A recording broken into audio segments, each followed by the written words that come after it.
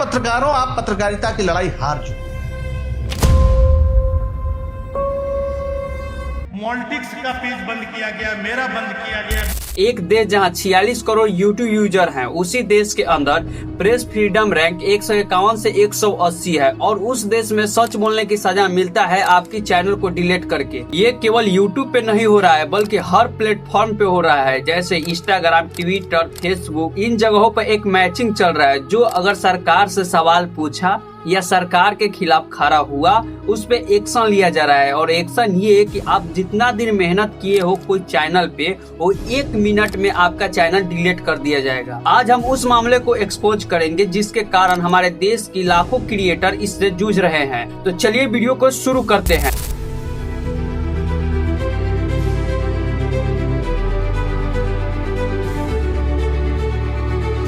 तो राधे राधे दोस्तों। तो दोस्तों, नवंबर 2020 की बात है।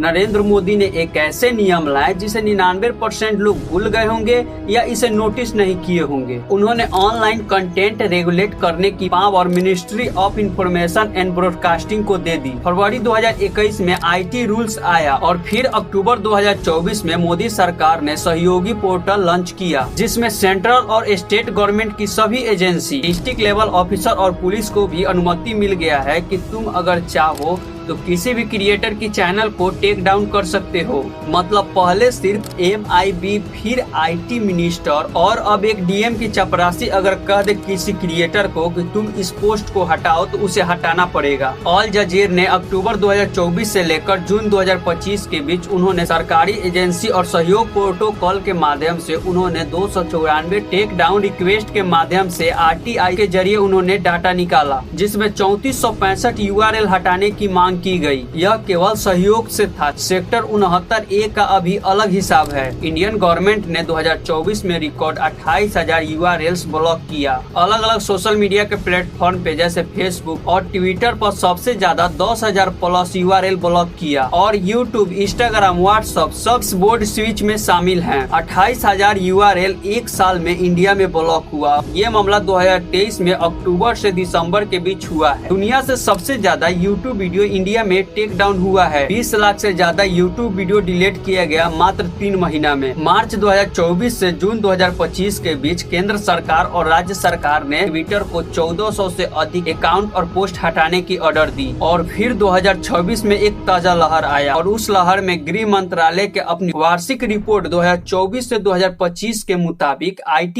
एक्ट धारा 79(3)B के तहत मार्च 2025 तक 1,11,185 ऑनलाइन कंटेंट को ब्लॉक किया गया। अब आते हैं उस प्लेटफॉर्म पे जिसके बारे में बहुत कम बात हुई है। इंस्टाग्राम को लोग समझते हैं कि ये केवल रील का प्लेटफॉर्म है, लेकिन आज भारत में इंस्टाग्राम सेंसरशिप का मैदान बन चुका है। पहला केस के बारे में बात करते हैं। पुलकित मनी एक स्टैंड अप कॉमेडियन है। यह मोदी जी का मिमिक्री करते थे और वे वीडियो बहुत तेजी से वायरल हुआ और उसे इंस्टाग्राम से रिमूव कर दिया गया। ध्रुव राठी ने अपने ID पर इस वीडियो को री अपलोड किया। IT एक्ट का मिसयूज करके इसे इंडिया में ब्लॉक करवा दिया। ये है हालत आज के दिन दोस्तों देश में फ्रीडम ऑफ स्पीच की। हर रील को दोबारा अपलोड करता हूँ और इस बार इतना शेयर करना कि 30 मिलियन व्यूज क्रॉस हो जाए और डाउनलोड करके व्हाट्सएप पर हर जगह फैला दो। अगली बार 2 बार सोचेंगे ऐसा कुछ करने से पहले। Modi, thank you so much for visiting our country. My friend. या Sure, Mr. Modi. Thank you so much for visiting our country. Great harassment. Yeah, thank you. Otherwise, it would be bye. Sapna. Funny guy. Let me introduce you to our members. I saw your photo. Which photo, Mr. Modi? Blue umbrella. Are you on Twitter? No, my friend. Epstein files. I dance, my friend. Mr. Modi, we should not discuss this. Huh? Let's do some serious business. Let me introduce you to our finance minister. She's Melanie. I think you have already met. Melanie. Setting, my friend. Different, Mr. Modi. And he's our health minister. I think he's the person who are doing really awesome job.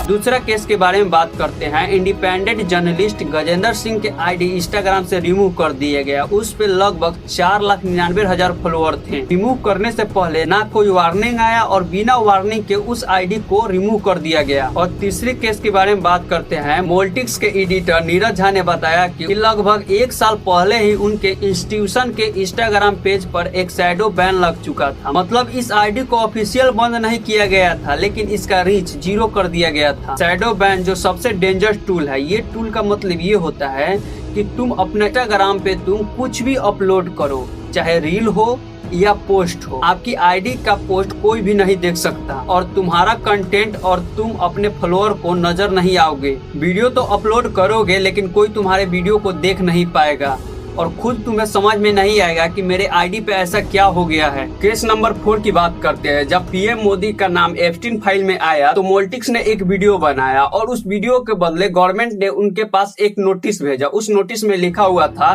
कि तुम इस video को हटाओ या government community के सामने आओ। मोल्टिक्स ने गवर्नमेंट कम्युनिटी के सामने गया। मोल्टिक्स ने कम्युनिटी से एक्सप्लेन करने के लिए कहा, लेकिन कम्युनिटी कोई एक्सप्लेन नहीं की, ना कोई रीजन बताई। उन्होंने वीडियो नहीं हटाया, उस वीडियो का थंबनेल चेंज कर दिया और उसके बाद उनकी चैनल की रीच कम हो गई। वीडियो मत हटाओ तो रीच खत्म, ये है डिजिटल घोटाला। केस नंबर 5 के बारे में बात करते हैं। एक इंस्टाग्राम क्रिएटर जिसका नाम है जस्ट हैप्पी, उनका इंस्टाग्राम आईडी टेक डाउन कर दिया गया। केस नंबर 6 के बारे में बात करते हैं। मई 2025 में muslim.com एक अकाउंट इंडिया में ब्लॉक कर दिया जाता है। इस अकाउंट का फाउंडर ने कहा कि ब्लॉक करना हानिकारक है, ऐसे वक्त में जब पश्चिमी मीडिया मुसलमानों को सही रिप्रेजेंट नहीं कर रही है। ऐसा लाखों केस पड़ा है इंडिया में। 29 मार्च 2026 में एक ही रात में 3 पेजों को बंद कर दी जाती है। एक ही झटके में Facebook page of news platform Molitics, National Dastak और सत्तरीस्त और राजीव निगमा, इन सभी का फेसबुक पेज इंडिया में बैन कर दिया गया है। गवर्नमेंट की ऑर्डर पर, कोई रीजन नहीं, कोई नोटिस नहीं। मोल्टिक्स के फेसबुक पेज पर 4.5 लाख फॉलोअर था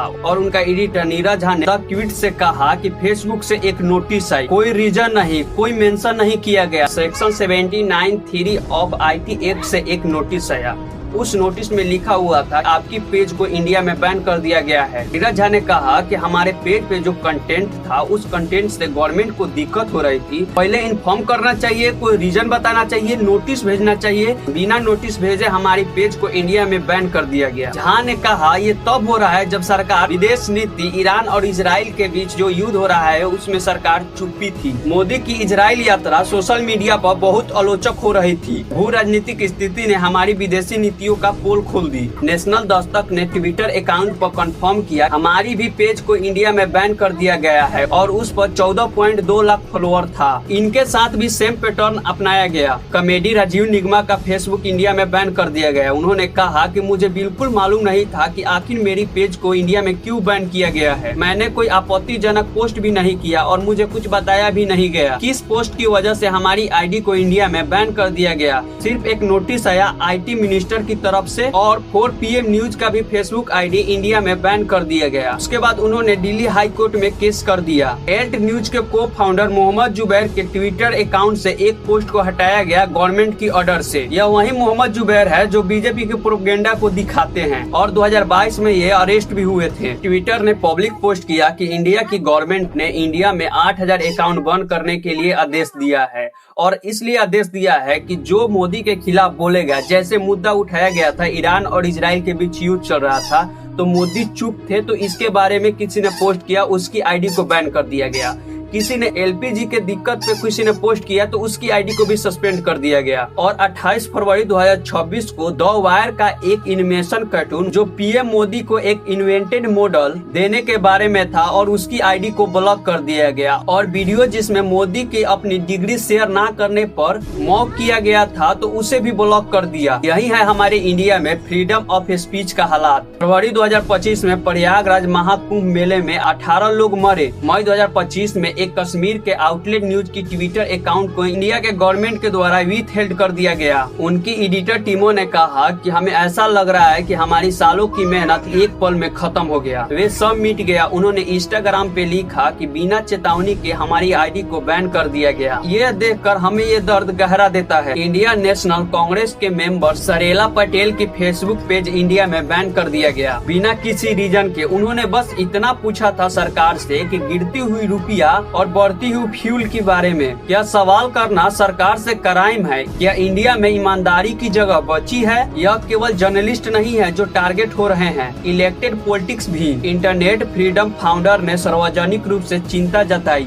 मार्च 2026 की प्रतिबंधों की ताजा मिनी लहर के बारे में। रिसर्च पार्टी के वेबर नोटिस किया कि ट्विटर पे पोस्ट से ज्यादा अकाउंट पे एक्शन लिया जा रहा है। IFF ने ये भी नोटिस किया कि सहयोग प्रोटोकॉल का यूजर मैनुअली क्लियर करता है। यह सिस्टम एक तरफा है। अगर कोई क्रिएटर सरकार की पक्ष से बोले, उसे गड्डी पे बैठाया जाएगा, वर्ड से सम्मानित किया जाएगा। लेकिन वही क्रिएटर अगर सरकार की विरोध में कोई बात बोले तो उसका चैनल डिलीट कर दिया जाएगा और मानहानि का केस कर दिया जाएगा। मैं जैसे आप लोगों के लिए उदाहरण में एक व्यक्ति का नाम रखता हूँ जिनका नाम है मुकेश मोहन। उन पे 50 करोड़ का केस लगा था। जानते हो क्यों? कारण बस इतना था कि उन्होंने एक न्यूज का आर्टिकल उठाया और उस आर्टिकल में लिखा हुआ था कि नितिन गडकरी ने वीव का कारोबार करते थे। उसी आर्टिकल को पढ़कर ये एक वीडियो जनरेट कर दिया। उसके बाद नितिन गडकरी ने उन पे मानहानि का केस दर्ज करा दिए। ऐसे बहुत सारे क्रिएटर हैं और बहुत सारे चैनल हैं जिनके साथ सरकार ने भेदभाव किया है और उनका सालों का मेहनत एक झटके में सरकार बर्बाद कर देती है। यही है फ्रीडम स्पीच का फॉर्मूला। अगर तुम इंडिया में रहकर सच बोलते हो, अगर सरकार के खिलाफ बोलते हो, इसके बदले में जानते हो तुम्हें क्या दिया जाएगा? जिसके माध्यम से तुम बोलते हो उस माध्यम को खत्म कर दिया जाएगा और उनकी नजर में तुम आ गए तो तुम्हें भी खत्म कर दिया जाएगा। फाइनली दोस्तों, आज का वीडियो यहीं पर खत्म करते हैं। आई होप कि ये वीडियो देखकर आप सभी को अच्छा लगा होगा। अगर अच्छा लगा है तो प्लीज वीडियो को लाइक कीजिए, चैनल को सब्सक्राइब कीजिए। चलिए मिलते हैं नेक्स्ट वीडियो में, तब तक के लिए बाय बाय।